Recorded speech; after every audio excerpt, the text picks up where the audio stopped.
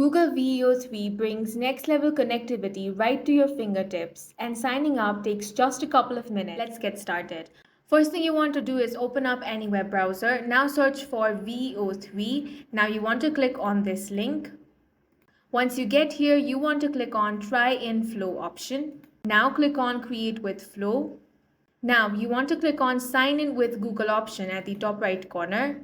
If you have your Google account, enter the credentials and get signed in. If not, click on Create Account option. Now you will have to enter your name. Surname is optional. Click on Next. Now enter your date of birth. Then enter your gender and click on the Next option. Now here you want to create a unique username. Then click on Next. Now you want to create your password. After that, you want to enter the password one more time. Then click on Next. Now you can skip this step.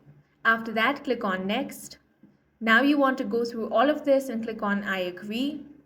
Now you want to review the privacy policy. After that, click on the continue option. And as you can see, your account has been created. Now you can easily use VEO from here. And that's it for this video. If you found it useful, make sure to hit the like button and subscribe for more contents like this.